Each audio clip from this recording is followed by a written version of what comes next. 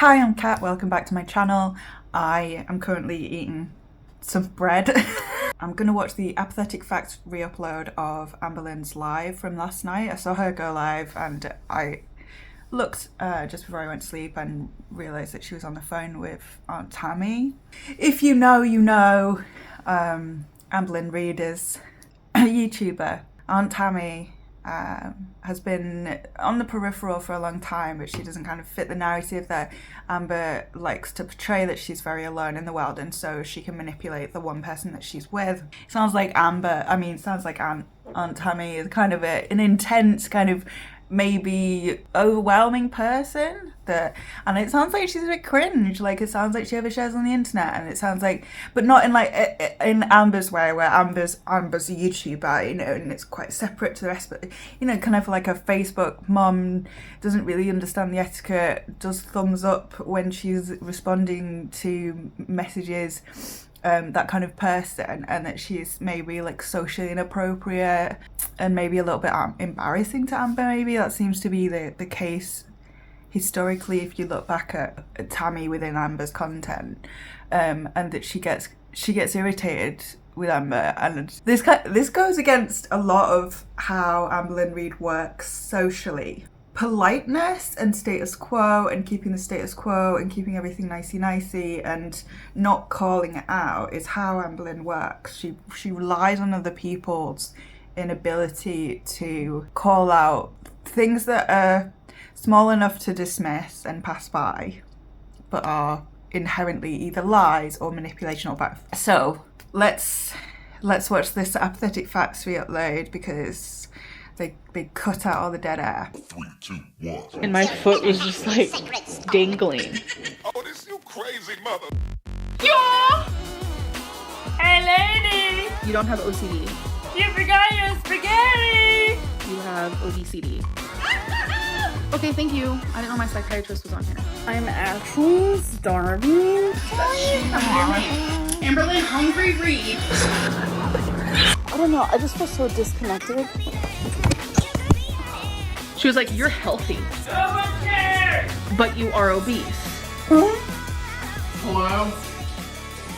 Is anyone home? Hey girls, welcome back. So we last left off with Amber inviting her Aunt Tammie onto her channel for a sort of interview with her, instead of reaction channels. Maybe me and Amber need to get on a live and compare receipts and stories and see how that goes. Let's do it. Get the f on my live, Tammie. Get the f on my live. We can do this. Square up. I'm ready for it. Oh, I'll talk to her. I'll talk to her real good. I am. Square up. Amber's energy is so like, it's so different, because I've seen this before. It's so different because it doesn't work anymore. And the response, the positive response or the negative towards Tammie's response that she has been getting in her chat is like, this woman's crazy, this is weird behaviour, like, whose aunt does this? This is hello from a family member. And it is weird, right? Like, it would be a strange thing for, say, like, I mean, I watch it from people I know. If somebody's talking about their teenage daughter on Facebook, I'm looking, I'm judging. And it's kind of like that. So she was riding on this idea that this is weird behaviour from Tammie and it was absolutely not called for, and so she could like have this bravado and have all of this kind of arrogant behaviour and have backup from her chat. Ready for it. Oh, I'll talk to her. I'll talk to her real good. I am ready for it. I'm happy to be the medium I hate that fake laugh. Oh, it's really off-putting. here. You're not going to be the medium, love. She's coming to my live. Tammie then went to her community tab to prove that she happily agreed to square up with Amber. But when the time came, Amber was nowhere to be seen. 5 minutes after the live was supposed to start, Amber left this message on her community tab: "Can't go live, see you later," which made people start to question, did Aunt Tammie back out? Or did Amber get scared and she was the one to back out? Just after Amber posted that to her community tab, Aunt Tammie starts posting to hers, all night and weekend long. Basically, it seems the thing Aunt Tammie is the most upset about, at least in these community posts, is Amber allegedly not returning her texts or only texting when she wants something. She tries to provide receipts, but I'll be honest, these screenshots she provided don't show us much. But Tammie does try to explain it later in this video. But she's also been watching reaction channels, and it seems she's overwhelmed by the amount of content showing who her niece truly is.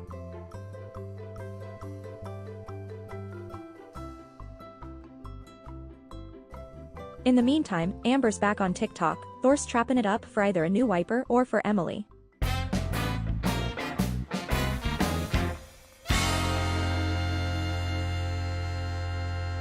I haven't turned on just members yet, and someone just said, "Hey, chubby." Oh my God, Corky. I know what your name is. Like, I'm not dumb. But do you like how I call you Corky?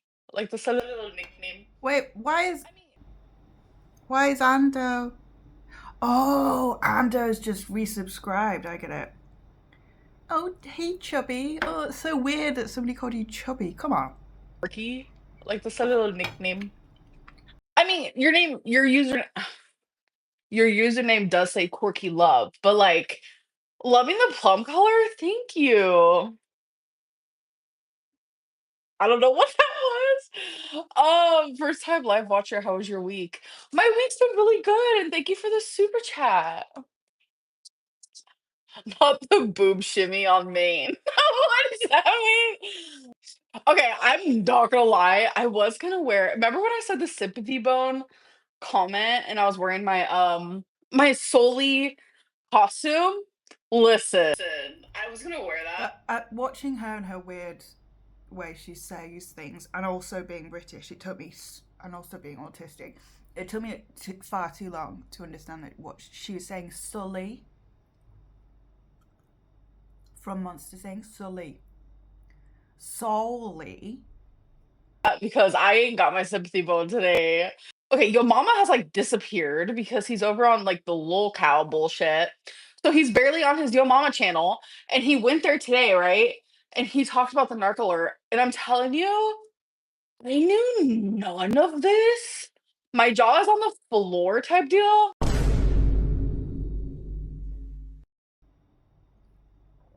Pausing to read. Former mods and former friends of Merc from Narc Alert. Merc? Is she called Merc or Merce? These videos all come from people that were in her inner circle, not told by third parties. This channel was created after our departure to set the record straight and reveal the years of lies and manipulation we experienced. I don't know, but she's not in Girl World. You know, she's some. It's not like the people that watch Girl World watch Amber and the peripheral kind of stars of Girl World are interested in Narc Alert particularly. I don't really care. I stopped watching Narc Alert because I thought they were really intolerant, and didn't really seemed quite a nasty person. I didn't like the mocking voice. It really got to me, so I didn't watch. Anna says Tammie coming on soon. So I don't know what that's talking about. Are you? Oh, I forgot my point. My point was Amber's really trying to make it a thing that we're all talking about, but nobody cares. I think the people that watch Narc Alert maybe care, and the people that are involved maybe care. I don't care. Oh, are you intoxicated right now? You're slurring your words, eyes rolling, and acting strange. I soaked some Delta. Not gonna lie about it. I want to say when people like were seeing how I was reacting to my aunt, like that's frustrating for me to hear. Like this is the real Amber. I'm just gonna pause there for a minute. So it wasn't long ago. It was actually all just during the last 2 weeks then that when she'd been talking about sobriety and almost like teetering on this idea that she's sober as opposed to just not smoking, as in she's recovering from substance abuse issues. And now I would just forget about that. Like, she was manipulating, she was weaponizing it. She was using it as a reason to not go near that topic because that was too touchy and too something that you can't talk about. She was weaponizing it. And now we're just smoking again, that's fine. This is the real Amberlynn because it's like, bro, what you're seeing is me split. It's called splitting. When you literally turn into someone that you're not. Like, you're so hurt by someone. Like when you have BPD, you're so fucking hurt by someone that you genuinely, you're so overwhelmed with emotion, like you cannot regulate those. So that is what you're witnessing. So it's hard because 99% of the I time. don't think that's what splitting is. Correct me if I'm wrong. I'm pretty sure splitting is when you have very black and white thinking and you completely almost like go the opposite way about thinking about somebody the way that you were. So you saw no flaws in somebody, you didn't see them as kind of a nuanced person, and then suddenly something bad will happen and you assume that everything they do and everything they are is bad. Isn't that what splitting is? Not necessarily emotions that cannot be regulated. I mean, the whole point of going to therapy, the whole point of understanding your BPD is what's something I wanted to say about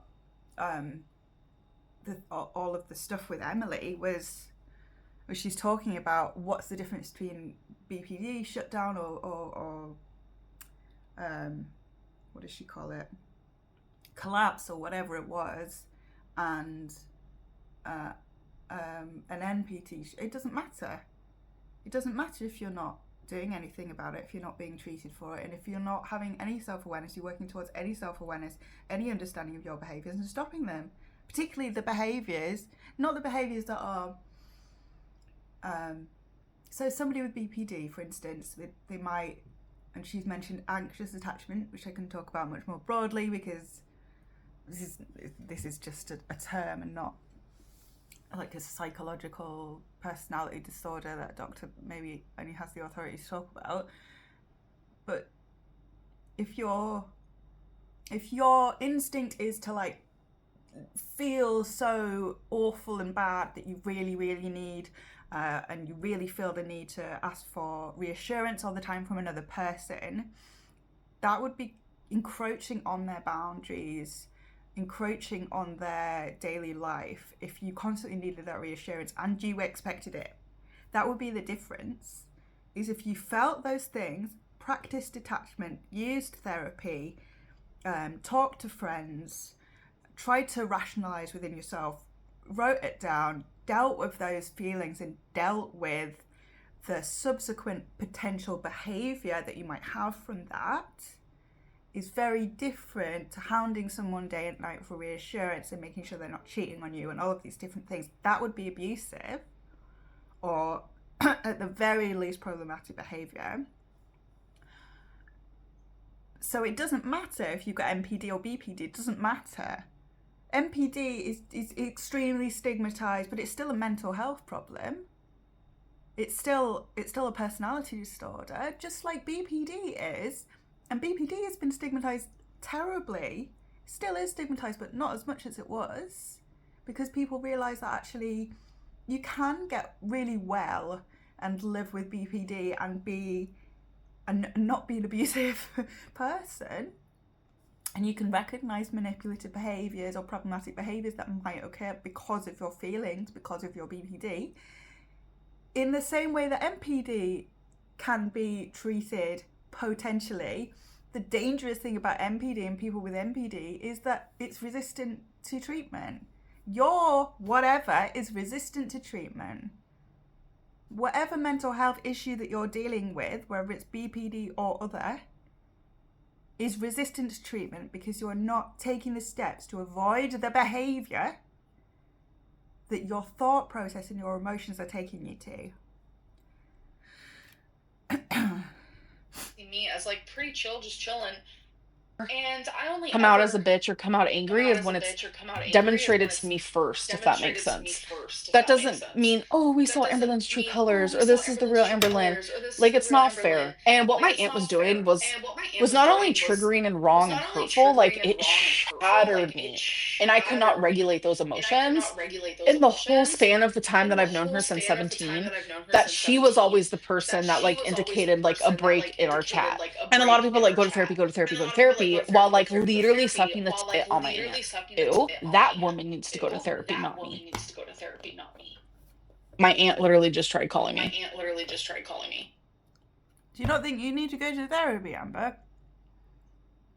Also, gross imagery. Thank you for that. I forgot what I was going to say. I was trying not to pause too much, and I forgot what I was going to say.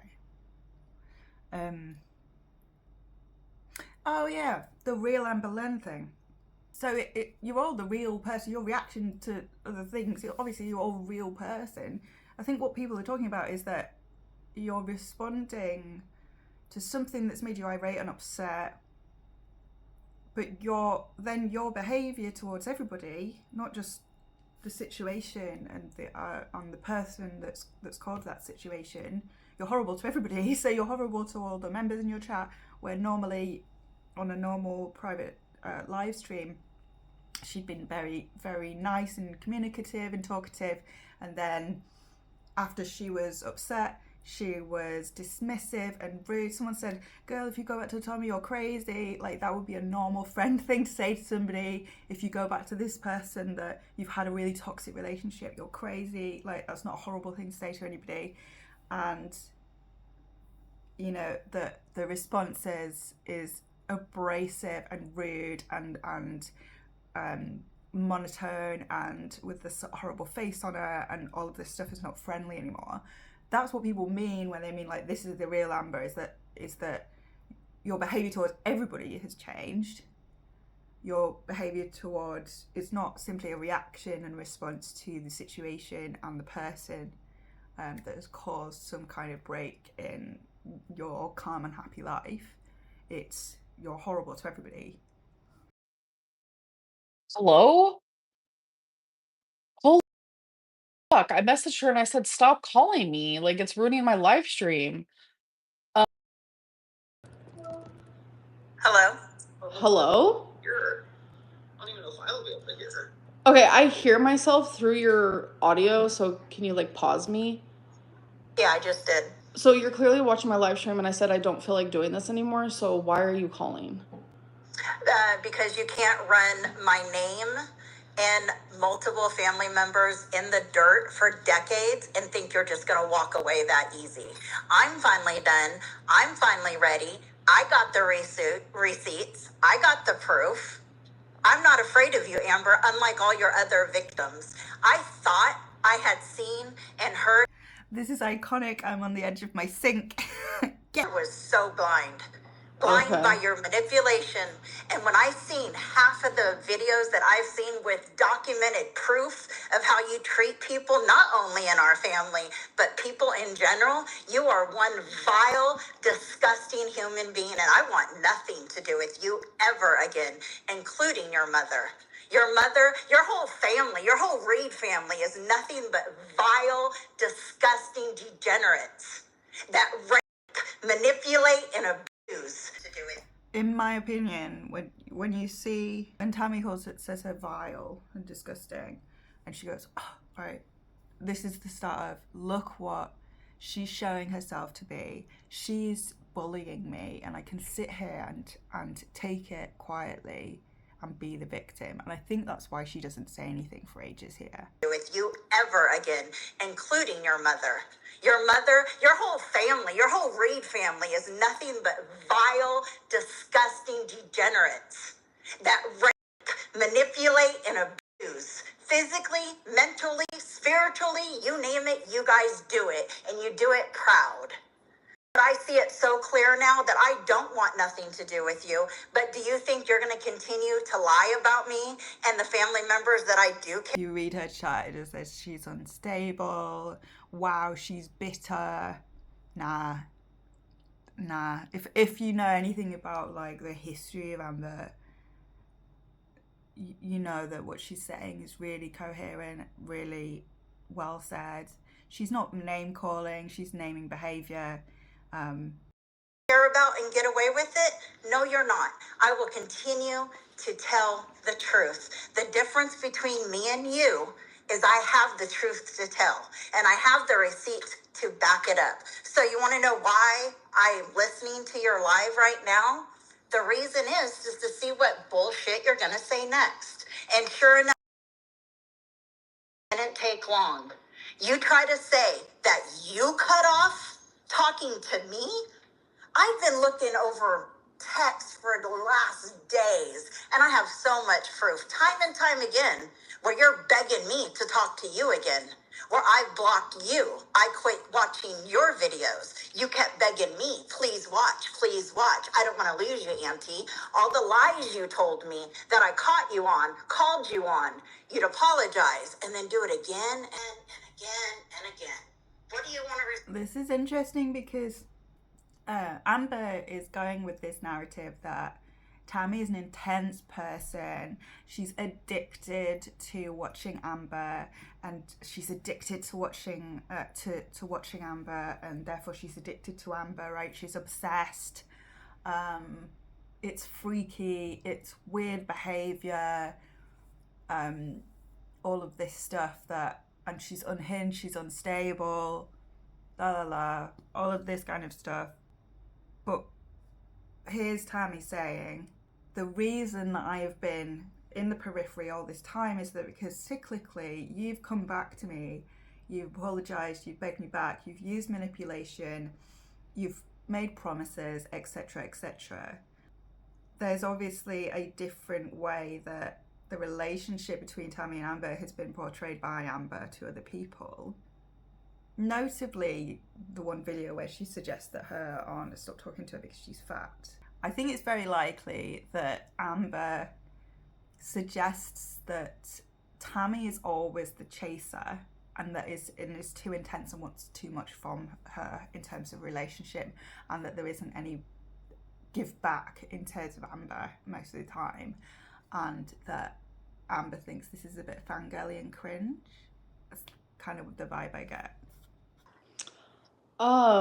What did I do in the last 2 years to you?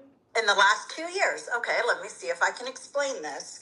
It's not an easy black or white answer. Exactly, and that's why she asked it. There's a subtlety to the way that Amber's pushed her out, and she's used stuff that's, for instance, like anxiety and being busy, or that you're busy, or that etc., as reasons or excuses to kind of ghost her and continue this narrative that she's a chaser and that she's kind of irritating. I keep saying, I've been doing this your whole entire life. You have a person that has fought to be in your life your whole entire life in one way or the other, no matter if you've seen it or not. And you didn't meet me at 17. You met me when you were 14, when I went to California for the first time after 16 years. Remember you getting the pot of spaghetti out of the refrigerator and using the really huge utensil, taking big scoops out of the pot onto your plate, where your dad said, I think that's enough, Amber. That's my first memory of you. And you still continue. You see, JB in the chat, you look fully dissociated, so you have to have an actual convo with her, not just say anything doesn't make it better. I'm pretty sure she uses the concept that she's dissociated, that this has triggered her back to some kind of PTSD flashback, right? To pile on your plate. Yeah, that story goes around our family year She's not dissociated, she's reading the chat. after year after care, because you painted the story, it was so bad. And then you even put me down for it that time. Your mom came in the picture, destroyed that. So then you went on to my mom's house. We all know what happened with that. You got kicked out for what? Being disrespectful. Surprise, right? So then you go on to Casey, and then Crystal, and then Destiny, and then... She's really trying to cry. I don't think that's... I think she's furious, actually. And Becky, the whole time, I'm in the background, loving you, supporting you, sharing every bit of my diet with you, exercise, financial, and yes, I have all the proof. And then we get up to the current last 2 years. Who is the happiest person in this world for Amber to move to Oklahoma City? It was me, your aunt. Your mom didn't want you to come. She was very nervous about you coming because... That's fucking tea. Her mom didn't want us to come. She was nervous about it. I get that. I've had someone in my life who's very manipulative and took a lot of my time, and I was nervous about them moving close to me. I can see her mum thinking that. But also, I wish I could remember accurately, there was talk about the grandmother had kicked her out, was she felt that Amber was a risk to her mother's sobriety because of her behaviour, because she's argumentative and disrespectful. Of the destruction and stress level that you bring with your just presence. I, against my whole entire family, would say things like, I know you guys are worried, but I'm so excited. We have text showing that excitement for when you're going to get here. We're going to hang out. We can't wait. I wanted to diet with you. I wanted to exercise with you. I was so excited because, as you love to point out, I was very successful on keto. You get here, I see you one time. I try to see you, and I'm told I can only see you with your mother. I question you about it. You say, oh, I was just nervous. I haven't seen my family. I mean, I can see why Amber's continued to be delusional through this situation, because, okay, the basics for Tammie, in my opinion, is that Tammie is one of those people where she feels that if she suffers enough, and I think this is where Amber and Tammie are really similar. If there's enough suffering and enough giving and enough penance and enough servitude in a relationship, that she's entitled to what she expects back to come back to her. Nobody's entitled to that behaviour. And it's really codependent kind of behaviour to kind of inherently believe that if you work hard enough, then your servitude will be rewarded and noticed by that person, and that you'll get it back, and then to feel angry when it's not. And I recognise that because I have been like that in the past personally. I can see that in Amber so dramatically when she talks about Emily, where she talks about having this unconditional love, and no matter what you do to me, I'll be there for you. I'm the only constant in your life. I'll always be there for you. No matter what you do to me, I'll love you, which is really unhealthy behaviour. You can love somebody and not have them encroach on your boundaries. So love and respecting boundaries, they're not mutually exclusive things. You can love somebody and still respect that they couldn't be in your life. And I think Tammie, on a kind of more muted level, feels entitled to some kind of return on her deep investment, her emotional investment in this person. I can imagine, and I'm speculating, but I can imagine that Amber has these conversations with Tammie where the thing that they engage on is that Amber really wants help with losing weight, and that she's so desperate for it, and it's worse than everybody else in the world because she's nearly 600 pounds. It's worse than anybody's ever been, and you don't understand. And it's all to do with her trauma, and it's all to do with somebody else that's not her.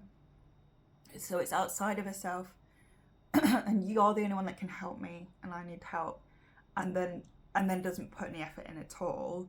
And so there's so much emotion involved in the initial investment that Tammie then pours all of her resources into, in the same way that we feel frustrated as an audience, pouring emotional feelings into the situation, and then realizing that she wasn't invested, like she explained to you. She wasn't as desperate as she seemed to be.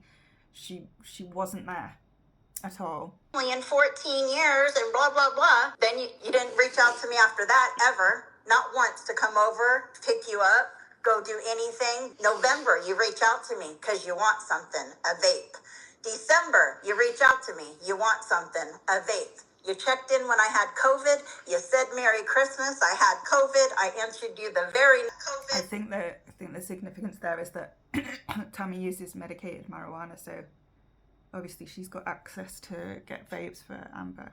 next day, then nothing in January, and then you send me a picture in February. So you want to know why I'm mad? Because I fought for you for freaking years, and then when you finally get here, I'm left. You and sister are going to museums and here and there, and I'm told I can't see you without my sister. You're here now, and you still have nothing to do with me. So you want to bring up me and your mom's fight, right, as the reason? No, you are the reason we don't talk. You are in your 30s. You can use a phone. You can make arrangements to spend time with your aunt, and you chose not to because me and your mom were in a disagreement. Any other questions?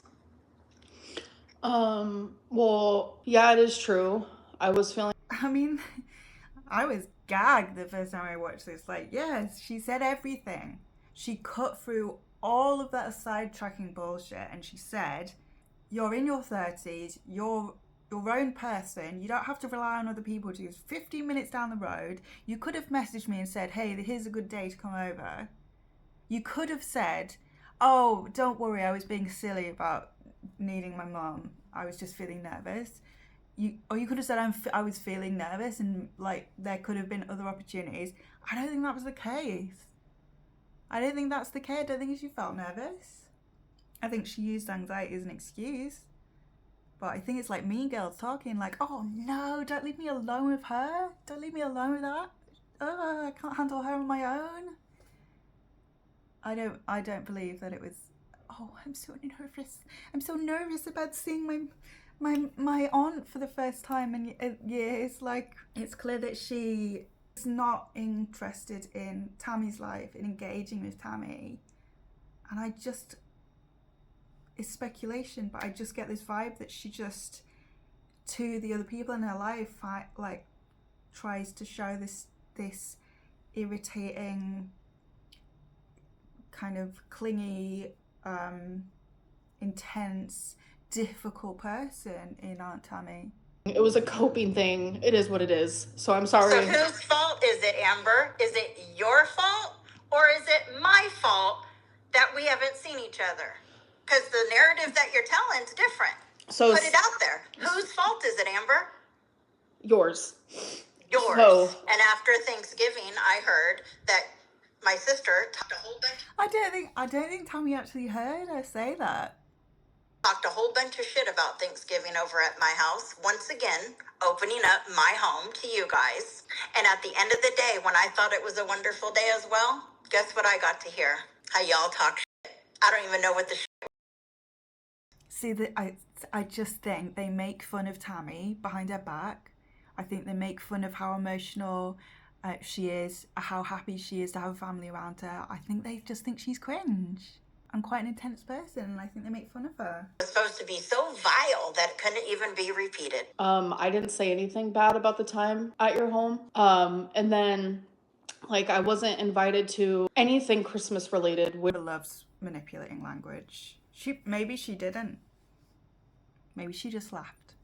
Which honestly hurt a lot. I literally bawled my eyes out. Okay, so, again, I don't want to interrupt you, but when there's no contact from October, November, into December, with the exception of wanting a vape, why would I invite you and my sister to Christmas? In December, I talked to you 3 times. What 3 times, Amber? One of them did involve a vape. The other 2 times was to check in on you regarding your health. And every time we did communicate was because of me. It's absolutely not. And I have the receipts to prove that. Unless you're talking about only between October and February. That is correct. When you got here and I see the true colors, that I was never going to be your person in any way, shape, or form. I heard through my mom how you'd cry and boo. This is it. This is what she's upset about. Boo-hoo, and you at her house going, well, I don't understand why I can't talk to my aunt. That is correct. And what were you told? You see Amber's reaction with her eyes and how she's like, and I was bawling and I was crying my eyes out. Like, it somehow still maintains this validity to her upset and why people should give her sympathy, because she's crying. Like, she cries a lot and she uses crying manipulation a lot. Like, when you have somebody like that cries a lot, even if it's not for manipulative reasons, they just cry a lot, you don't react in the same way you might to other people, but because it happens at a different level of crises than it does for other people, and if you know that they're using it for manipulation, or that you're expecting to change your behaviour towards somebody because they're crying, and you certainly don't take it seriously as a symbol of real distress. Were you told you couldn't talk to me? I would cry because Were you told you couldn't talk to me? Did anyone say, Amber, don't talk to your aunt, don't call her, don't text her? So, sorry, I was reading the chat because it's distracting me. You weren't reading the chat. She doesn't know what to say because this is what Tammie keeps saying, I don't know what her narrative, I'm sure I didn't fit into her narrative, or I'm sure there was a different way in which I was being displayed to other people, because it doesn't work if there's no boundary that she's the only person stopping herself from speaking to her aunt, having a relationship with her aunt. The only way that it works is if the aunt's some kind of perpetrator, and she can't be anything else. She can't be neutral. She can't be just a little bit irritating to Amber. It can't be that simple. It has to be that she's a deviant perpetrator and Amber is a victim, and there's no other way around it. It has to be so much more dramatic than reality. Did anyone tell you at that point when you were boo-hooing several times about not talking to me, did my mom or my sister tell you you can't talk to me? So I wasn't boo-hooing. I was... Yeah, you were. Can you not mock me, please? I was hurt by the situation because I was slowly reading between the lines. You would never text me first. I mean, that's how I'm feeling because... You truly are a piece of work. I tell you what, your manipulation is just like it used to work. It used to catch me. It used to slow me down and give you the benefit of the doubt. But I just see it too clearly. I think what's kind of egging Amber on is when you read her chat, and it says like, Tammie sounds like a see you next Tuesday, Tammie sounds crazy, Tammie sounds insane, unhinged, all of this stuff. But actually, I think a lot of us will be thinking, no, she sounds probably even more together and even more normal than she did with Geordie. It felt a bit all over the place with Geordie, and like she was nervous. Maybe this is really together, and yeah, the manipulation's clear, and it's not clever manipulation. It's really rudimentary and simplistic, and I'm crying, feel sorry for me. I will change the narrative to fit me, the victim, but it doesn't really make any sense because I'm 34 years old and I'm able to do simple things like ring someone up and invite them around, or ask them if they're okay via text. There's just no excuse, and I think Amber's much more of a bitch than she lets on. I think she's really probably very nasty behind people's backs, in the same kind of catty, horrible way that we've seen her talk recently. Now, and I don't even know if I want to entertain you anymore, because you can't own anything. I mean, we're talking decades of text here. I'll watch a video and something will be brought up and I'll be like, what the heck? All I have to do is go to my messages and put in simple words, and then our conversations come up word for word. You have a... Stand your ground, ALR. It's great to see you stand up. That's got to be a troll. Surely. She's not saying anything. Love I had for my sister and for you. And you used that, and you manipulated me to be the person when I would never be your person. But you led me to believe that for a long time. We can talk about all the different topics, being your mom in prison, you writing her, all that. That's long text threads of the bullshit you came up with for that. You know, did you owe your mom anything? No, but you said you wanted it. The text started with you asking, not me going, you need to. You wanted it, and I was the in-between person helping you. Without me, you would not be in your mom's life today. Without me, my sister would not be in my mom's life today. I have always been forced to be the in-between person, correct? I don't know. You don't know. Holy shit. I know I've What made... about your uncle? I don't know means that I have a really convoluted answer to negate what you've just said, or I agree and I don't want to agree publicly. What about your uncle? In my opinion. Huh? And then you go on and be a victim to others? Like, that's just weird to me. When it's such a hot spot in our family, and you put that word around like it's light as hell, right? You use the wrong word, right? When you accuse somebody, an innocent person who at the time was young as you accuse them of something that they did not do.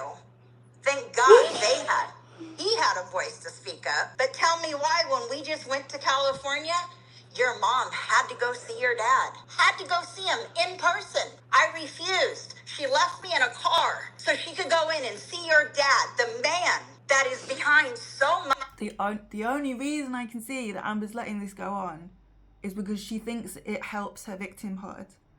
Because this is crazy.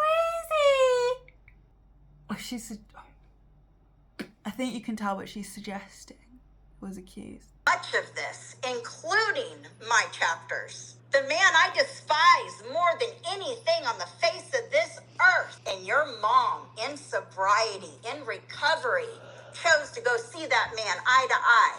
You don't think that hurt me? So you're not the only one with damage, Amber. The difference is... Wait. Did Mama Lund see her ex-husband or Tammie's ex-husband? The abusive ex-husband? in our refuse. I mean, whose business? I don't know whose business that is, really. I'm not sure what she's trying to... I think she's trying to say, like, Amber keeps using Mama Lynn as this symbol of, like, validation to her because Mama Lynn is sober and perfectly sober. And she's using examples to show that Mama Lynn's sobriety is flawed because there's lots that goes into program sobriety that maybe that goes against. Is I don't let it be an excuse. All while trying to help you and your mom for decades. And you know what happened during that time when I was so focused on you and your mom and your fucked up family? It made me sick. Because you can't focus this long and this hard on other people and not have it take away from your life. You have... This is what I was saying earlier about her pouring in the servitude and this emotional, all this emotional labour that she's doing for Amber to the point where it makes her ill. It's not healthy behaviour, and to expect something back from that when I can see how it's been manipulated out of her, but I think they fed into each other. I think that's why it was so easy to do. I mean, this is a boundary issue. Your dad has, your mom has, and you all play fucking victim. And I'm done. Anything else you want to talk about? I wasn't a great girlfriend. No. I probably wasn't a great niece. I wasn't a great anything. Like, I was broken. I probably wasn't a great niece while you're crying. It isn't taking accountability. Just because you're crying is not taking accountability. It's... Oh, Amber. Oh, Amber. I'm going to pull my hair out. She's saying to you directly, you are a bad niece, to the point I want to cut you off. Hard to take accountability where I can, and I, like, especially when Beck was saying all those things, like, I admitted to things that I would never want to admit to out loud. Are you kidding? Everything I said about Casey is 100% true. I wish I could believe you, but I can't. But she admitted to being controlling and setting timers, that was it. Casey, everything I said about Casey was 100% true. You initially implied that they had actively RAPED you, and then you went back on your word. You wrote a slam poem about it, suggesting that at the most there was some coercive control. So, and you've not answered for what Casey has suggested is the opposite is true. You've not answered for that. Based on everything. I don't. I genuinely. I don't believe you. I genuinely. And that hurts to say it. I don't care if you believe me or not. Of course not. But well, the last thing I'd ever want to do is go against somebody who was actually assaulted. But all I'm saying is based on the person I know you are, I cannot believe it 100%. If it did happen to you, I'm sorry it happened to you. If it didn't happen to you, karma's a bitch. You're not sorry? Who was Aunt Tammie at this time? Of course she's sorry, that's what she's saying. If it happened to you, I'm sorry that happened to you. The consequence of the continued behaviour is that I don't believe that it did. When Amberlynn Reid came into this world, her first and only niece. Let's see. Tammie lived in the Florida Keys. She had her first daughter at 16 and 88. She had her second daughter at 17 and 89. And in 1990, her sister came from California to Florida to get off drugs. Did for a little bit, got pregnant. I was in the delivery room with your mom giving birth to you, literally. Joke about that today. And then shortly after that, you were a few months old and your mom chose drugs again and left Florida Keys, went to California, and that's where the story. I think we have more context there though for Amberlynn. I didn't realise she was so young. That's rough. And like, yeah. Continued of our separation, but I never gave up. I found you on MySpace, remember, after all those years? I came and seen you when you were 14. Your foster care people, or whatever, state custody people contacted me. I didn't have a pot to piss in. I was getting ready to be disabled from all my trauma. I don't remember you coming to visit when I was 14. You don't remember no part of your dad saying, Amber, that's enough, and you still putting more scoops on your plate? No, You're I do sitting not. at the kitchen table in the trailer. I remember it. There needs to be some nuance, and I had undiagnosed borderline personality disorder. This is gross. Liz Arnold. Amber, I'm a hater, but you don't deserve this. Go. Disorder due to all the trauma of my childhood. It makes sense that I was absolutely unwell.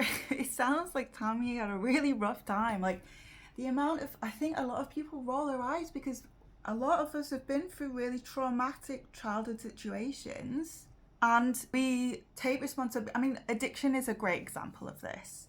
Amber is not going to let her mum back in her life if she chooses drugs again. The Aunt Tammie as well and Amber are very concerned that anything that might affect Marilyn's sobriety is avoided. All of these things are important. If she goes off the wagon, if she's no longer sober, she will not be enabled with the bad behaviour because she is an adult and she might have trauma, and this being a trauma response is the addiction. But when we are grown adults, we're grown people, we have to take responsibility of our mental health and how it affects the people around us, currently and in the future. So we can't expect people to tolerate the reasons in which we behave badly because we are grown people and the responsibility for our mental health is our own, no matter what caused it. To this day I am, and I thank God for maturity and for aging because I feel like that's the only reason why I have come as far as I have. I will admit Kiwi Farms was not the nicest thing for an aunt to do. But again, it's when you push me to the end, when I've had... I'm not sure what she means. The only thing I can see that's changed is she masks it better. The same suspicion and allegations of physical abuse in relationships between Amber and her significant other sounds exactly the same when she was 18 to now when she's 35. I kind of mashed them together then, it sounded weird.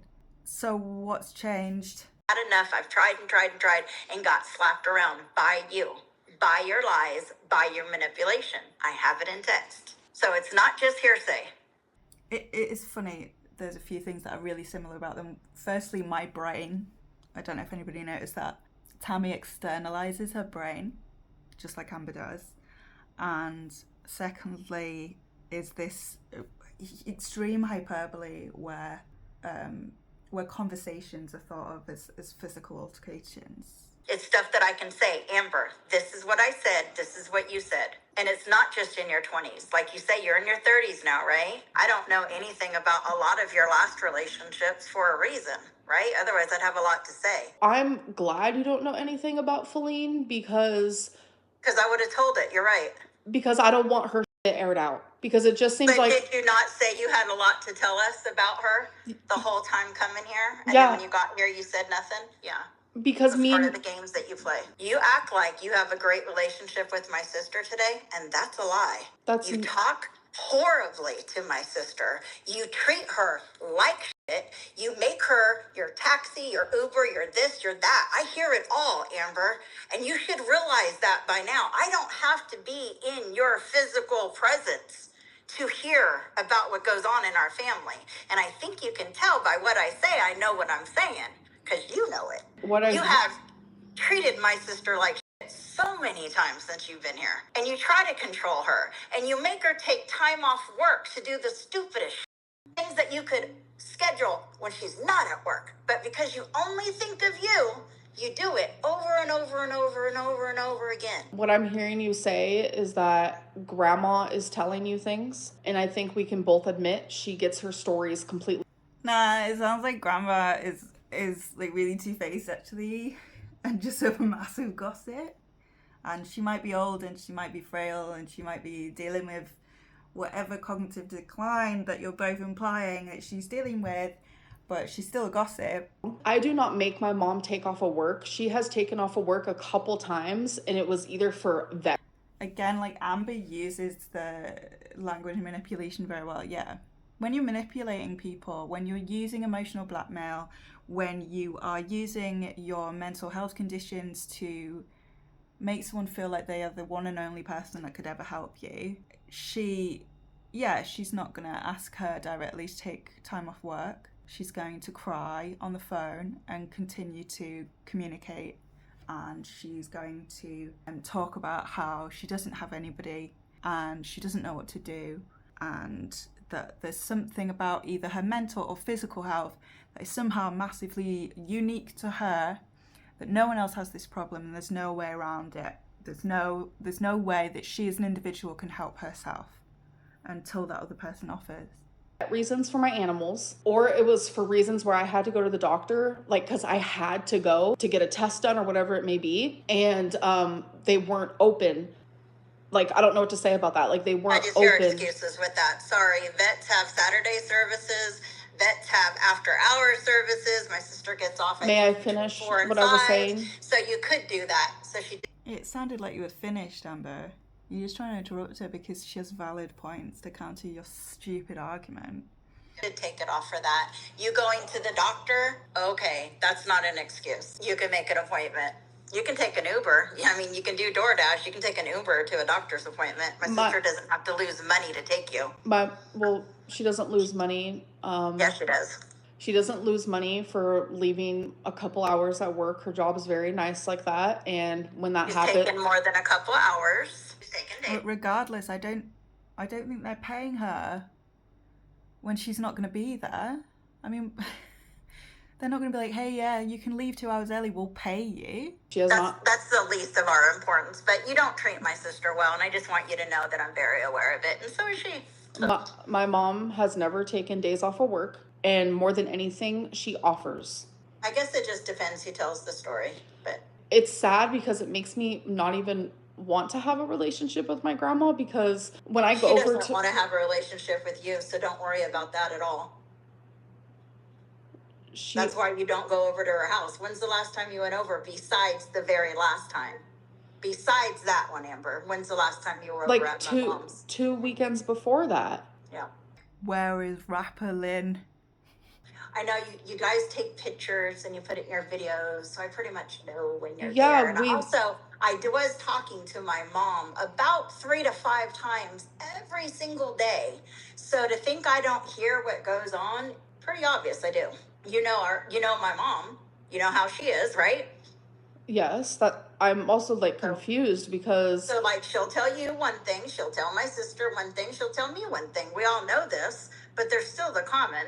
You don't get up till after 3. See, this is, I thought the issue was they're all a little bit not very intelligent, and that's why the communication is so terrible. But nah, Tammie knows what's up here. She's reading between the lines. She's very aware of the whole thing. She sounds crazy because it's crazy making. She sounds, I think she could easily be painted as unhinged because there's such a big picture and it's so full of these small, seemingly petty examples of Amber's behaviour that I can see people not really taking it seriously, but it's such a whole overwhelming culture that is within their family.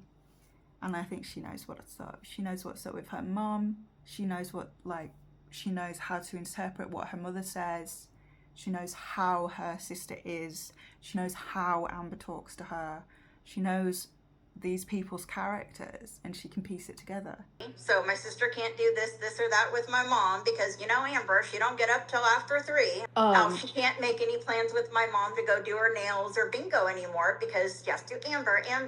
It's all about Amber. I only see my mom once a week. It is on Saturdays. So you guys don't go to Friday bingo no more? No, I do not. So I spend 24/7 alone, and I feel like it's. I think that I can imagine that that's a point that she raises to manipulate her mum. Whose fault is that, Amber?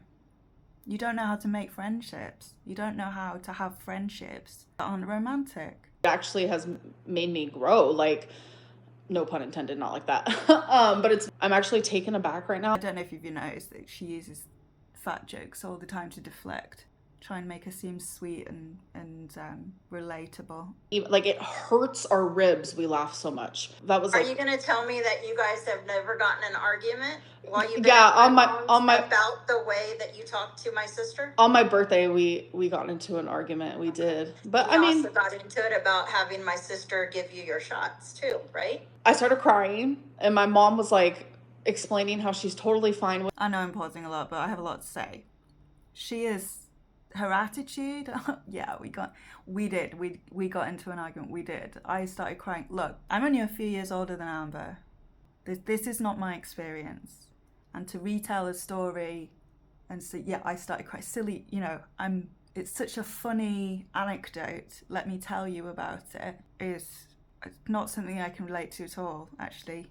It's almost like this silly, forgivable quirk about her. Oh, I'm so silly, and that's just family's. No. With it and stuff, and it started to make me feel guilty, where I was like, is my mom actually like just saying she's not triggered? But no, she's not triggered because she wants to take. You made her be like that, Amber. You made her feel like she can't tell you no because you keep bringing up the past. Now she owes you everything. So yeah, she's afraid to tell you no. May she I didn't finish? want to do that. How can you sit there? What hadn't you finished? What hadn't she finished? Am I forgetting? And like still hold me to some standard of who I was in my 20s or when we talked more. I've changed even in the last year. Have you watched your videos, Amber? You are recycle, repeat. Okay. Like there's nothing new about you right now. You are the same person you were yesterday, last week, last month, last year. Watch your videos. Watch reaction videos. It shows it over and over again. Rinse, cycle, replay. You haven't changed, Amber. I wish you had, but you haven't. Do you know why me and your mom's not talking? No, she gagged her. Like, she literally caused her to be speechless then. You guys had an argument? Over what? I don't care about this. Personal family things? This is going to be a long enough video as it is. I mean, what we've aired out, what you've aired out about our family already, I don't think... Skip to the end.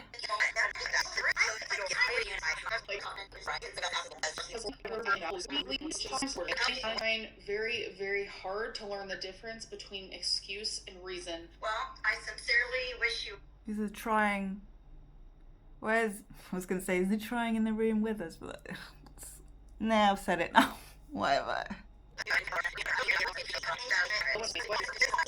I look into my niece, I see more and more and more, and it's disgusting. Just probably log off and stop watching my YouTube. I've tried that before. Do I need to show those? It doesn't work. You're trying to be the sassy bitch, and you're also being victim Lynn.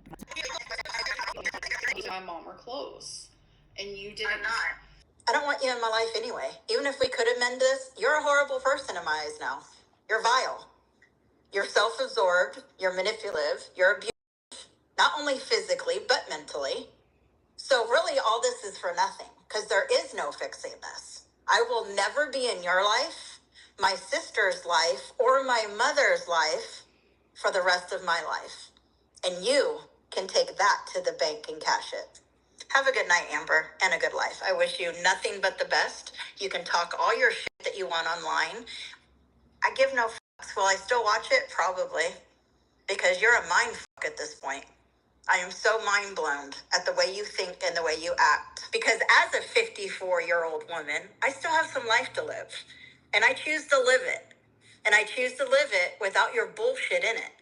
And you think it's cute to say I'm obsessed with you, that watched all your videos. That's just weird. There ain't nothing weird about that.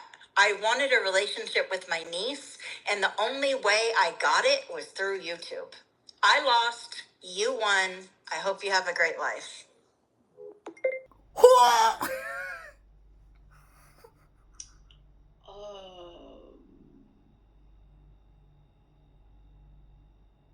don't even get to say bye. I feel verbally attacked. I know I have issues, like, it's obvious. I'm very upfront about them. It makes me sad because she clearly has issues as well, and it's like she's not, like, aware of them. But one thing that I'm not is I'm not gonna let it get me down. I'm not embarrassed. It's not gonna let me look at myself any differently. If anything, it reminds. I think this says it all from LK. You should be embarrassed. Okay, bye.